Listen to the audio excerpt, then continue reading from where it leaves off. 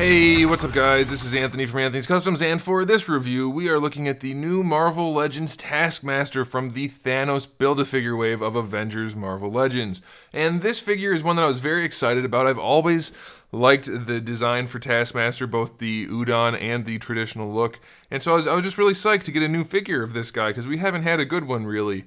And then I got it, and I was like, holy crap, that's the goofiest looking Taskmaster I've ever seen. And I'll explain why that was, and why you're not seeing it right now as we go. So let's go ahead and get this guy off the stand so we can take a closer look. This guy stands just shy of 6 3/4 inches, which makes him just about 17 centimeters. It's basically the Bucky Cap body with a couple of different pieces here and there.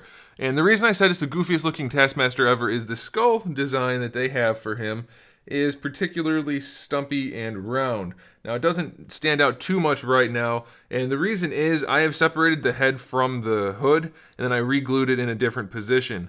The problem is that the way they keyed it and the way they glued the hood onto the hood sat way too far back by a lot, and it looked stupid. Really, really stupid.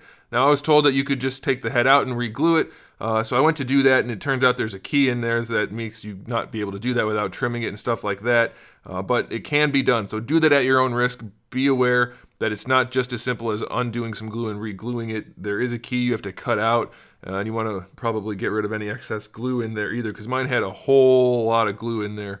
But it can be redone so that the hood actually hangs better on the front of the face. Unfortunately, when you do that, though, it makes it come up in the back, obviously, so you kind of have a big gap there that you're going to have to just ignore. And believe me, this gap back here is way more desirable than the look that this guy had when he first came out of the package. It's kind of a cool skull. It's still a little bit squatty and round looking, but once the hood covers it properly, it looks pretty darn cool and pretty accurate. So I'm a-okay with that. But I'm telling you, I wish I'd taken a picture of it before I fixed it, but it was just so goofy looking.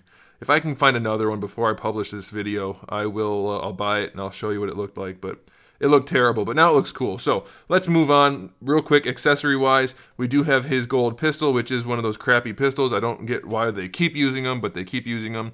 We have his shield, and then we have another sword that we've seen before, but it actually all works for him well enough, so that's okay. Now, the cape on this figure is in some ways better than other figures, and in some ways much worse. I'm going to pop the head off so that we can talk about the cape. So it does have a peg in it, like you would expect, so that's a good thing, right? Wrong, because the peg on this one is too little for the hole and not long enough. If I had a nickel, it just doesn't work. The peg doesn't hold it in place at all. And then if you take the peg out, it doesn't do like the other pegs and kind of prop the cape up. It's just too little, so it just hangs even worse. So there's really no good way for this cape to hang on the figure. When it's pegged in, it's just weird. And most of the problem from that is this. It's sculpted windswept, but it's too damn heavy and doesn't have any way to connect to the body properly, so all the weight's on one side, it makes the cape hang funny, and that's not okay. It's well done. They did a really good job from the white to orange transition. That would not have been easy to do. That's painted white right there, and they did a really good job with that. But execution-wise, no bueno, not good. Lousy cape. Paint-wise up here, we're pretty good. Paint-wise on the arms, pretty terrible. You can see a lot of blue coming through. Very, very translucent paint job, not good at all. For the buckle, it looks okay. They did paint these down here. Definitely needed paint around here, and so it's just another half-assed figure. It's going to look good on a shelf at first glance. If you don't get too close, it'll be fine. It's a fun enough figure to have, but they just half-assed it, again, as expected. And then combine that with the fact that the head looks goofy as hell fresh out of the package, also not a good thing. Let's go ahead and run the articulation real quick, even though we've seen this before. Obviously, the head's on a ball peg and a hinge, so you can move that around. This is pretty flexible down here, so you don't really have to worry about it. And as you can see, the glue's holding pretty well, so you shouldn't have too much trouble if you do feel like modifying that. It's not too bad. Shoulders are, you know what, let's take the cape off for this. The shoulders are what we've seen before, but for whatever reason, they don't want to move on this guy. I don't know why. I can't get the shoulders to really move properly. So I don't know if their molds are just wearing out finally from this guy or what, because they've used it so many times. But whatever. Bicep swivel's okay. Double jointed elbow. Problems you would expect. Somehow there's green on it. Where the hell did the green come from? I don't know. You have a wrist swivel and hinge, of course.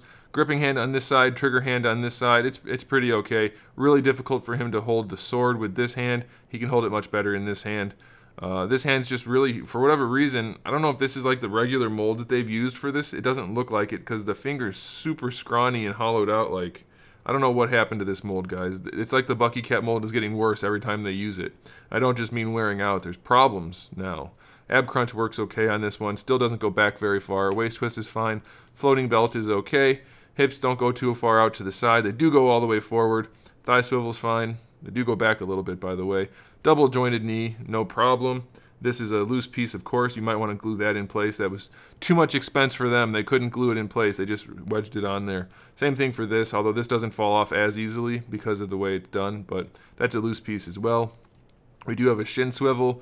Ankle hinge goes forward and back and has an ankle rocker. So yeah, it's unfortunately, it's a disappointing release. There's a lot of problems with it. It's still a pretty fun release. This is one of those ones where it's like, objectively, they did a pretty bad job on this, but subjectively, I still really enjoy having it, especially once you fix the head. It looks a lot better. So don't get too psyched, but know that at least some of the issues are easily enough remedied, and it still looks pretty cool on a shelf. So I'm going to give you the go-ahead. Thanks for watching, guys. Make sure you subscribe to the channel. I have new videos up every single day. We talk about action figures, movies, TV shows, video games, all kinds of fun stuff. So make sure you come back for that. Give the video a thumbs up if you liked it. And in the meantime, keep collecting.